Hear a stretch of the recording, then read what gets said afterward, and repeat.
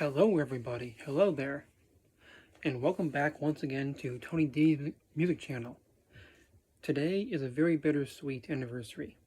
It is April 17th, and in 1998 on this day, the lovely Linda McCartney sadly died of breast cancer that she struggled with for years.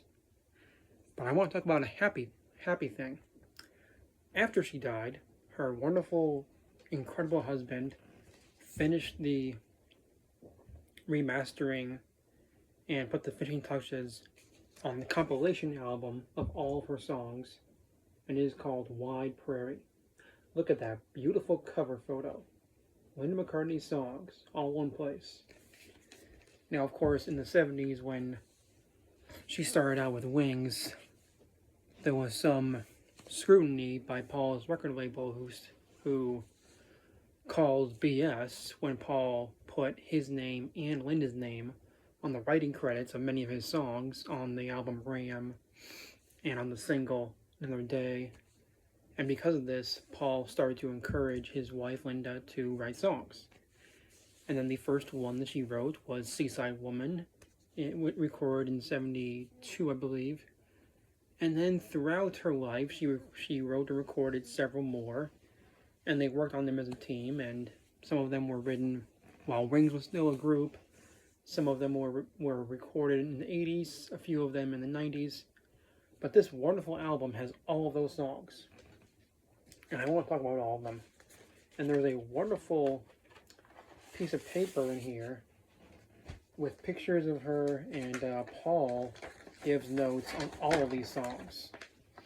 Now, the album starts off with, of course, the title song, Wide Prairie. And because Linda was a fan of country and music like that, this song is sort of her fantasy, according to Paul, who says, "I've always thought this song is Linda's fantasy. Her passion for horses and riding started as a young girl and remained with her all her life. Her tongue-in-cheek attitude, what we called her twangy voice, combined together to make this joyful little rocker." It is a fun little rocker. It truly is. She recorded this during sessions at EMI Studios in Paris, where we know that Paul also recorded the Beatles song Can't Buy Me Love. We traveled there shortly after Princess Anne's first wedding in Westminster Abbey in 1973, November, taking the group van with other band members of Wings at the time, including Jimmy McCulloch and Denny Lane. As you can probably hear, we had a ball. Now, since McCulloch was there, we know that means it was right after the Band on the Run sessions. And so those on the recording were Linda, of course, on vocals and Mellotron. Mellotron is the big synthesizer they used in Wings. Of course, Paul on bass, piano, organ, vocals. Davey Ludden on drums, which means they didn't find Jeff Britton yet. Denny Lane, of course, Jimmy McCulloch on guitar. And then we got some country musicians on the song. Johnny Grimble on the fills. Thaddeus Richard on the sax. Thaddeus Richard was also on several Wings songs. On the song Bluebird in 1973, and one of the several horn players on Silly Love Songs, and he played the horns, the sax, on Arrow Through Me from Back to the Egg in 1979. So he's one of the Wings mainstays. Yeah, Wide Prairie is a very fun song that does a great, lively job of opening a compilation album. It's all about her fantasy of growing up and in a big family and riding horses. And she really does sing the song with this Americana, twangy-like voice, like she's a country star. Like it's Dolly Parton or someone like that. I don't know why I said Dolly Parton, but someone with a twangy southern voice like that. She does a great job of that one. And the second track is somewhat similar, but it was recorded about a year and a half later when Paul and Wings were in New Orleans about to record Venus and Mars, and they took time out to record this fun song called New Orleans.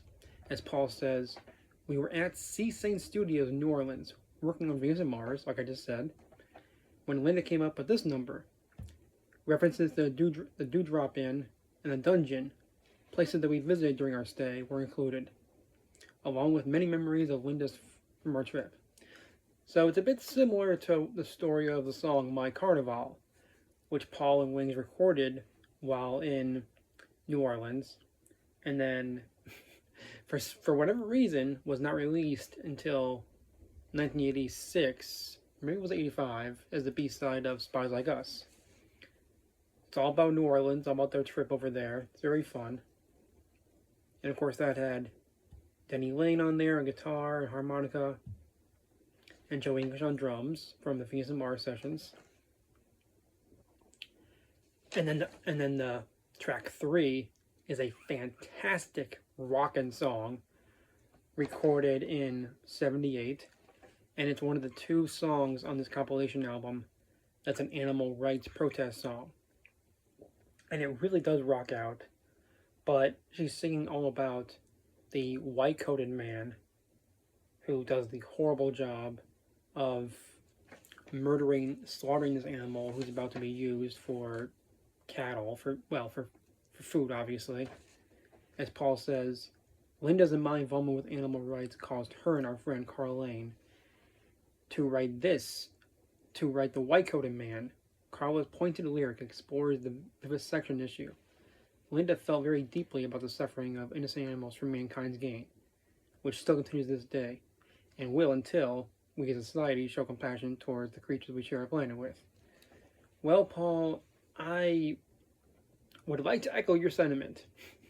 I'm strongly skeptical it will ever happen, but that would be a nice world to live in, wouldn't it? We certainly could survive without slaughtering animals for meat, since we have all this lab-grown meat and plant-based meat.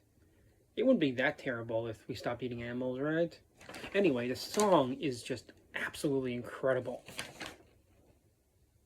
Yeah, you've got several guitarists on here. You've got Robbie McIntosh, who Paul was working with at that time. Well, actually, the song started in '78, but it finished in '88.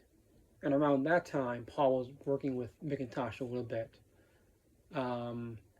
Yeah, I think Paul worked with him in the early '90s and '93. So it's very cool he's on this song. And Paul's playing Hofner bass, of course. He plays the drums. He plays the amazing guitar solo in the song.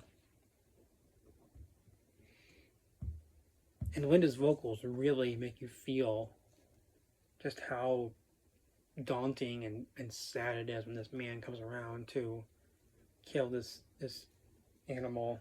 Oh. And track 4 is one of what I consider to be a beautiful ballad from Linda. And some people will say that Linda and both Ringo Starr were not very good at singing ballads. But I think those people are just full of rubbish. That's ridiculous. They're great. This song is just absolutely gorgeous, called Love's Full Glory. And Paul says, when we first met, I showed Linda the basic rudiments of keyboard playing and songwriting. She soon developed her abilities, and this fine song not only shows her melodic skills, but her strong sense of the value of love. The pedal steel guitar was played by Lloyd Green, one of Nashville's finest. And it was started off in 1980 in Sussex, England, of course, with Paul on bass guitar and drums. See, Paul can play almost anything. And by the way, rare fun fact here, Lawrence Juber, who was in the final iteration of Wings, was on this song, his guitar. And this might be one of the best vocal performances from Linda on this compilation album. Oh, it's beautiful.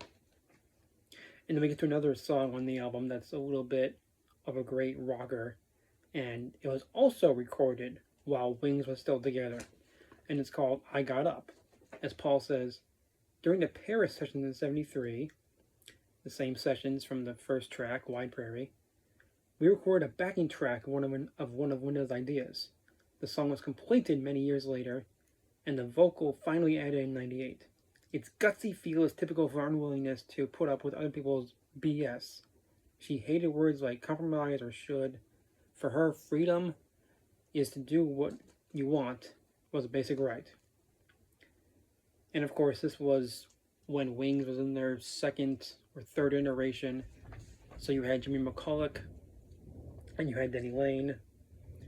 But it was in between the time where they found Jack Britten and Joe English. And I really like the assertiveness of Linda's voice in this song.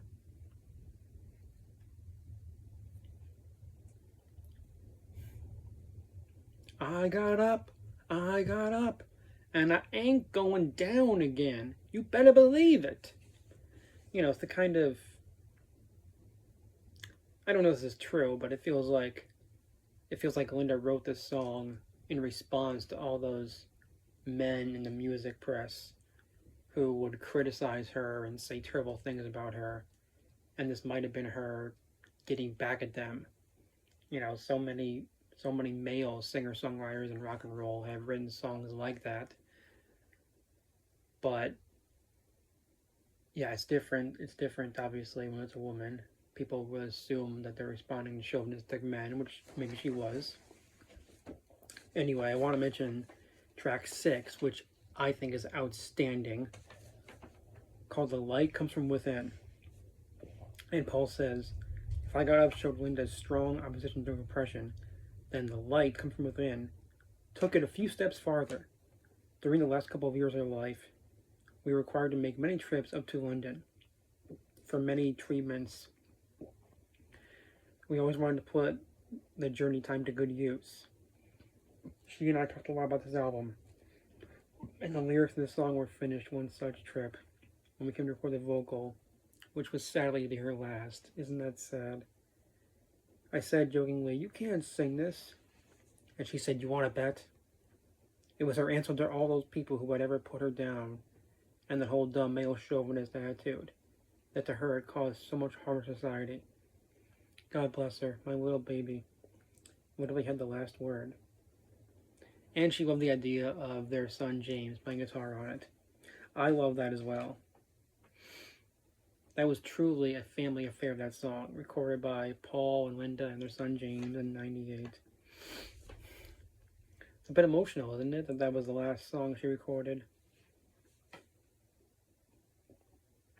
Oppression won't win, the night comes from within. And she's singing about these people who are greedy, you want to build more towers, you want to feel more power, but the light comes from within. It's lovely. It's such a lovely little song. Now, there are a few covers on this album of Linda covering songs from the 50s, because just like her incredible husband, Paul, she loved music from the 50s. Pop music, rock music, reggae music, she loved it. And this is, of course, a cover of the song Mr. Sandman from the 50s. As Paul says, during the early days of reggae, when the Tighten Up albums were pumping out good news, we asked Lee Scratch Perry to make some backing tracks for us. Mr. Sandman was recorded at Black Ark Studios, Jamaica 77, when the radio station RJR was still rocking the airwaves and the sun was always hot. Linda's vocal was done later in great style at Root Studios. So you've got Linda, you got Paul, Billy Gardner, Boris Gardner, Mikey Boo on drums, Jamaican artist I've never heard of before, but they do a great job on this version. Now, my first time hearing this song was in that TV sitcom Family Ties from back in the 80s, where Alex P. Keaton was orchestrating his sister to sing it, or some girls. I don't remember what exactly, but it is a fun song to hear Linda singing that. And then we get to the first song that Linda ever wrote and sang, Seaside Woman, which was supposed to be on the second Wings album, Retro Speedway, because at first the band wanted it to be a double album, and that was their main goal with that album. But those Blue Meanies at EMI said, "No, Paul, we don't want that. You know, your first Wings album didn't sell that well. We just want a single album with just you. We don't want the Wings on it." And I really do wish Paul had fought to get that double album out. You know, it's ridiculous because Yoko had two double albums and George had a triple album. And the reasoning they used was, oh, we're about to put out these two double length Beatles compilation albums, so we can't have two double albums at the same time from you and from your former band. Yes, well they could have waited months to put out those Beatle compilation albums because they didn't need to go out right away for any reason. But Seaside Woman is wonderful. It's a reggae-like song where she's singing about a seaside woman and her family, and it's got such a fun vibe to it, and there's a wonderful guitar solo in the middle. I think Paul is saying "Slap It On, Danny-O" or something. Yeah. I'm not sure who he's referring to. Maybe he was saying "Slap It On, Denny." I don't know. Of course, you got the Wings lineup from 72 on there. And Paul says, "Was heard the light and being exposed to the Caribbean lifestyle inspired this wonderful song." And they even made an animated short film with the song, and they won an award for it at the Cannes Film Festival, the prestigious Palme d'Or award. Yeah, that, if you don't hear every Linda McCartney song, you need to hear Seaside Woman. It's just so wonderful. And then we get to a song that was also used in a short film, and that's Oriental Knifefish.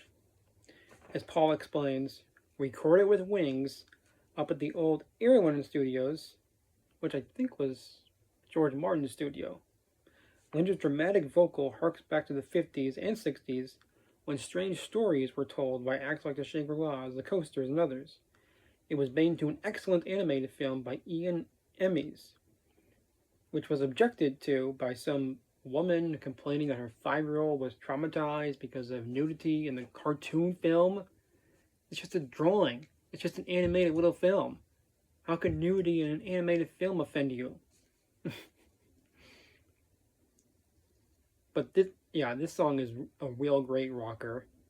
And it does tell this weird story about a scientist working late at night who develops the Oriental Knifefish, whatever the hell that means. And Linda is playing the Moog synthesizer once again. A very famous instrument, by the way. Its first usage was on the Beatles' Abbey Road album. And then it was played on the classic song Lucky Man by Emerson, Lake and Palmer, and on the song Magic Man by Heart from 1976. And what a great lineup here. Denny Lane played the flute, Paul McCartney played bass, drums, guitar, and mellotron. And I believe in 84, when Paul McCartney's jukebox musical film Give Our Regards to Broad Street was in theaters, that the animated short film for this song was the film at the beginning. Oriental Knifefish is an awesome song. I really love it. Then we get to track 10, and it's another gorgeous little ballad from Linda. And it's called Endless Days. As Paul says, it's a wistful ballad that Linda played often at home. Her gentle vocal really captured the special kind of innocence that those of us who knew her loved deeply. The recording is in Ian Maidman's studio, and there is no multi-track in the song. This mix is the only one that exists. This was not with the Wings at all.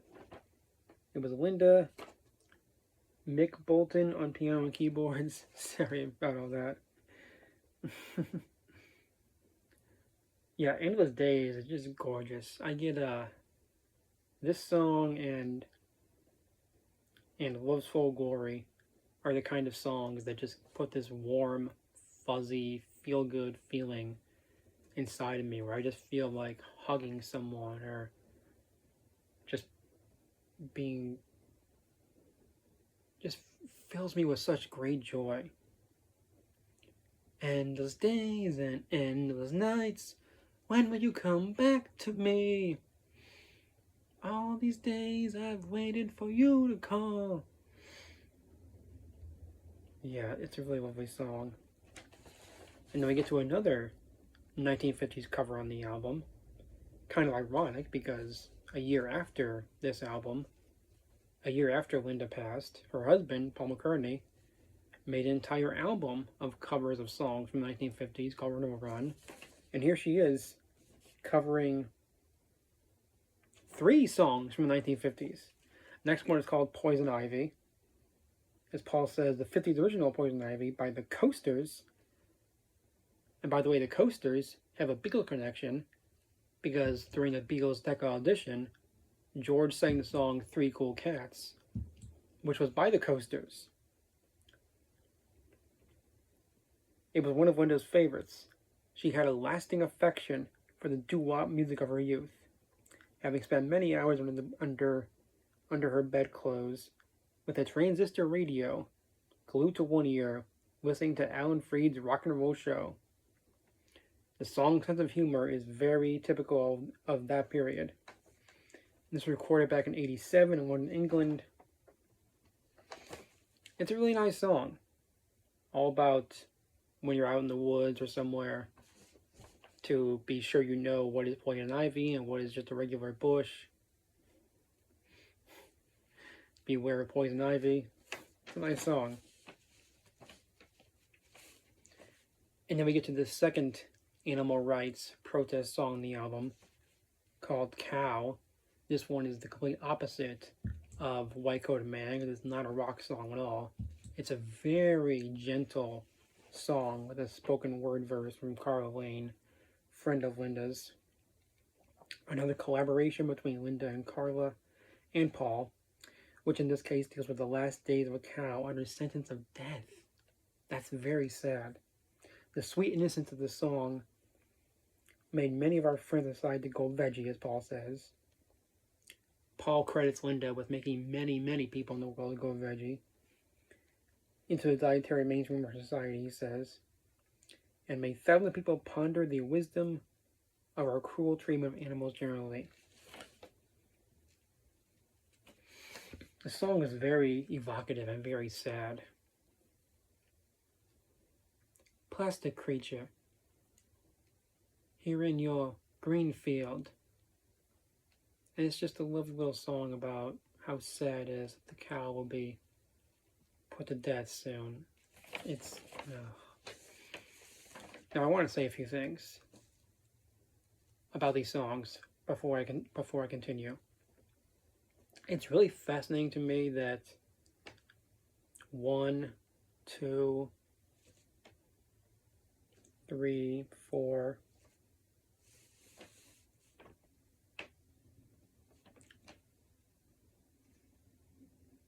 about 5, maybe 6 of these songs were recorded while Wings was still a band with Paul and the others.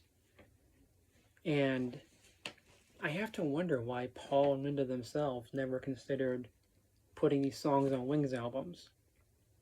Now, there was one Linda McCartney song that was on a Wings album. Not one she wrote, though. But I think the one song that wasn't on a Wings album wasn't the best they could have put on there. But you had I Got Up in '73. That could have been on a Wings album. You had New Orleans from '75. That could have been on a B-side to one of the tracks, to one of the singles from Venus and Mars. You know, the first track, Wide Prairie, was started in '73. I don't know why that couldn't be on a Wings album.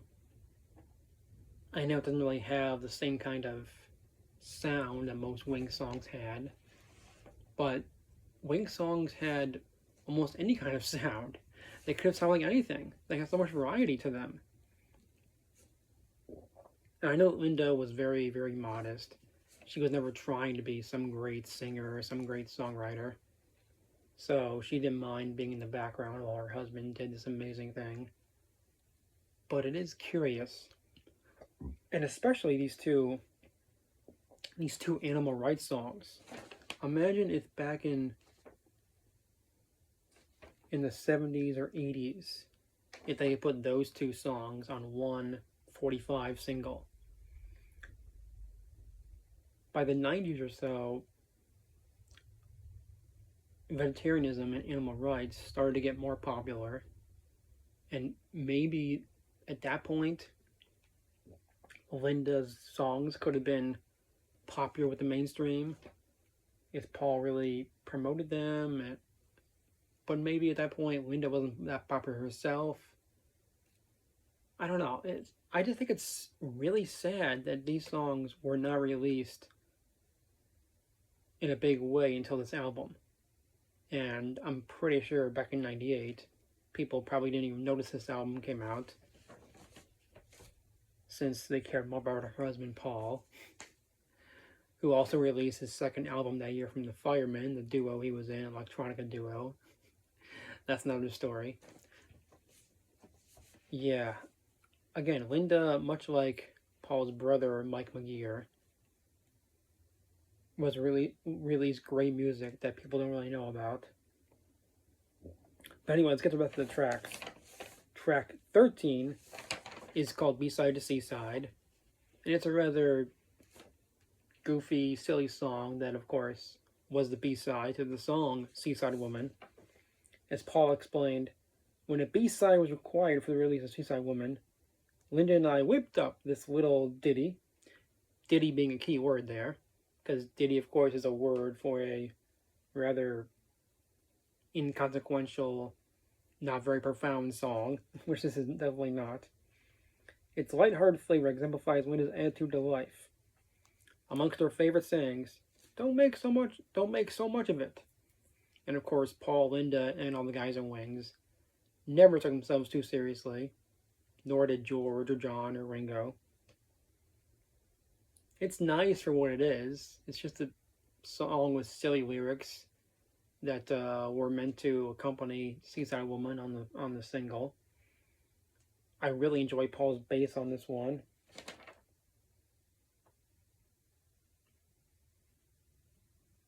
Yeah, Paul does a great job with the live instruments here. Not bass, though. I stand corrected on that. Then we get to the last cover on the album, a cover of a 50s song called Sugar Time. It has a very 50s sound to it. Since we first met, the two of us remembered certain songs from our youth. This tune was a big hit for the McGuire sisters in the late 50s.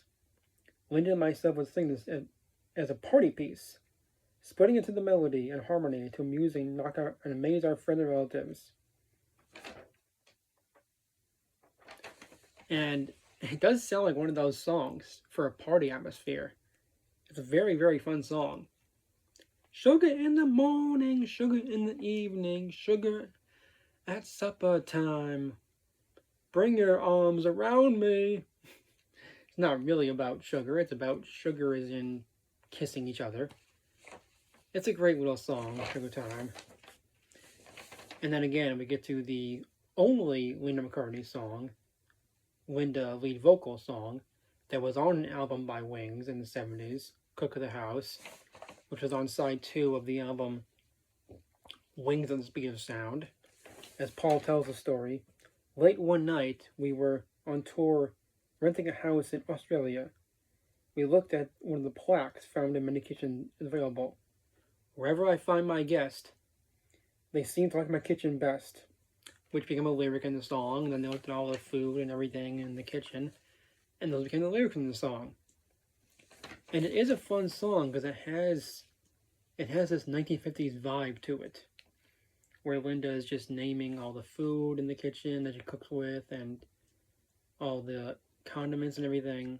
It's sort of similar to Savoy Truffle, the George Harrison Beatles song, where he's just singing about chocolates. And Cook the House is a fun song. Paul was playing the upright bass, the very same upright bass that Linda got him as a gift that year that belonged to Scotty Moore, I believe, the bassist for Elvis Presley's band. It's a fun song, but I do wish that a much better Linda song would have been on a Wings album. I don't know why they couldn't have done I Got Up or The Light Comes From Within on a Wings album. That's how I would rewrite history. I mean, I would do more things than that. That's one way.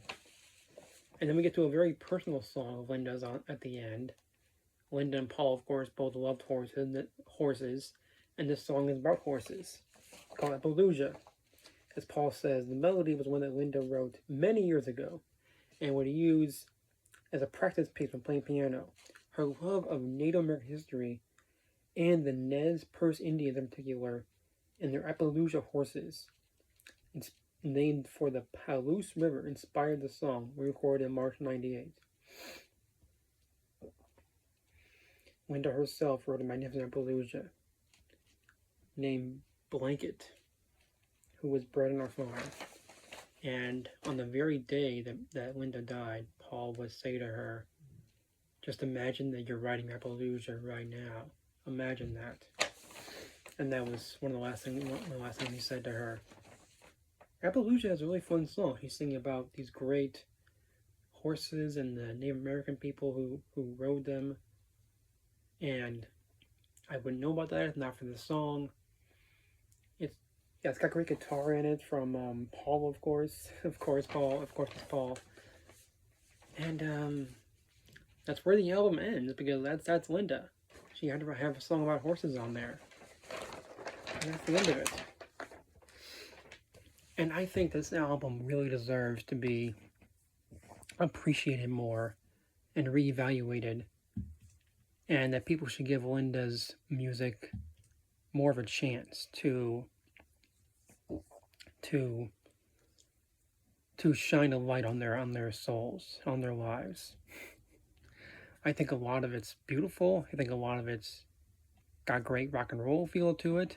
Some of it has a great country feel to it.